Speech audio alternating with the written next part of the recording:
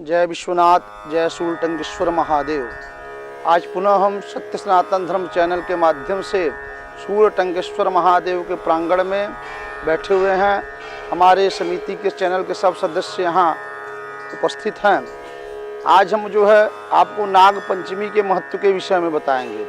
नाग पंचमी क्यों मनाई जाती है, नाग पंचमी मनाने के पीछे कारण क्या है, ये सब आज हम लोग सत्य सनातन धर्म चैनल के माध्यम से जानेंगे।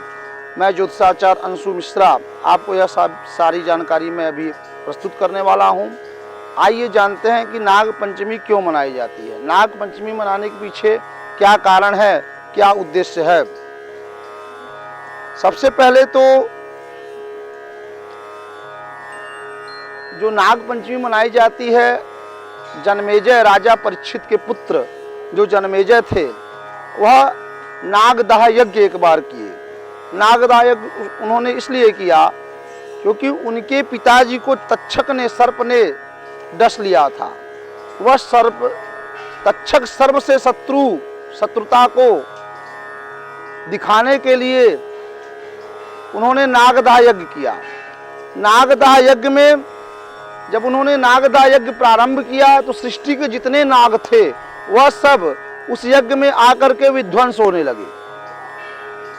एक क्रमवाई सारे नाग आकर के यज्ञ कुंड में जब विध्वंस होने लगे, उस समय जब तक्षक का नंबर आया, तक्षक सर्प ने जाकर के राजा इंद्र के सिंहासन में अपने आप को छुपा लिया।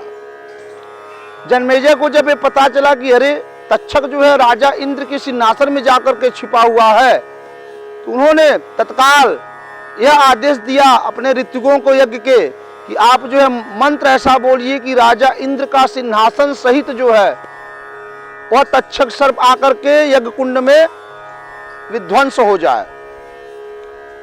तक्षक जब ऋतुकों ने जब मंत्रों का उच्चारण किया तो वहां से इंद्र का सिंहासन चल दिया और इंद्र बड़े भयभीत हुए कि अरे यह तो मेरा इंद्र सिंहासन भी यह कुंड में विध्वंस हो जाएगा।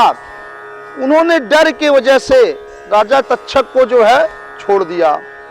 अब जब तक्षक को छोड़ देते हैं तो तक्षक आकर के यज्ञ कुंड के समीप भगवान शिव का आराधना मन में ऐसी परिकल्पना करता रहता है कि प्रभु मेरी रक्षा कहिए, त्राहि माम शरणम कृतम, मृत्युंजय रुद्राय नीलकंठाय संभवे, अमृतेशाय सर्वाय महादेवाय ते नमः।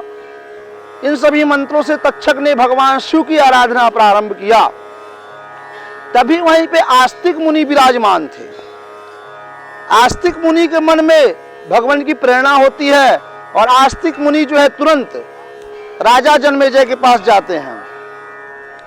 राजा जन्मेजय के पास जाकर के आस्तिक मुनि ने उनको प्रणाम किया और बारंबार उनसे क्षमा याचना तक्षक की तरफ से कहा कि तक्षक को आप क्षमा कर दीजिए। बहुत मनाने पे जन्मेजय फिर माने और राजा तक्षक के प्राण को बचा लिया, विध्वंस नहीं होने दिया। उस दिन ही पंचमी तिथि थी, श्रावण शुक्ल पक्ष पंचमी, जिसे आज हम नाग पंचमी के रूप में मनाया जाता है। और नाग पंचमी में यह विधा है कि नाग पंचमी में दूध क्यों सर्पों को पियाया जाता है। तो जितने नाग जले थे उसमें उन सभी को निकाल करके जो आधे जले थे, जिनकी प्राण बची थी, उनके ऊपर दूध डाला गया। दूध से जब ठंडे दूध को आप डालेंगे तो उससे अग्नि शांत होती है। तो इसीलिए दूध से सर्पों को आराम मिला, इसलिए सर्पों को दूध पिलाया जाता है। और आज नाग पंचमी के दिन का बड़ा महत्व है। राजा नागों के राजा वासुकी नाग का पूजन और 8 प्रकार के जो नाग बताए गए हैं हमारे शास्त्रों में, उन 8 नाग का पूजन विशेष रूप से इस दिन काल सर्प योग की शांति, कुंडली में राहु केतु के द्वारा विराजमान काल सर्प योग या तो सर्प योग विराजमान होता है, जो कि जीवन में तमाम प्रकार का यातनाएं कष्ट को देता है।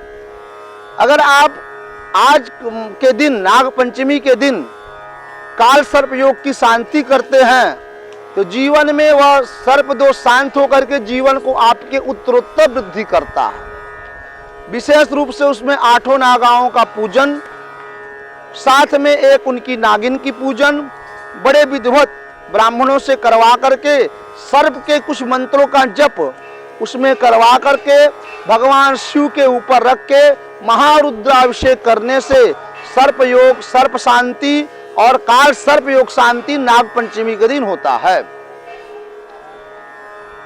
अब ये विधा है कि नाग पंचमी एक विशेष तिथि है। इस दिन जो है नाग तुरंत प्रदान करने वाले देवता हैं। मन में जो परिकल्पना हुआ नाग उसे तत्काल दे देते हैं जो है। तो नागों से तत्काल लेने के लिए अगर आप उनके कुछ मंत्रों का पुरस्चरण साल भर के लिए कर रहे हैं और आज के दिन जो है विधिवत उनकी पूजा करके हवन करने से जो है वह पुरस्चरण परिपूर्ण होता है और आपके जीवन में धन धान यश कीर्ति जो है नाग देवता उसे प्रदान करते हैं। नमः पार्वती पतये हर हर महादेव।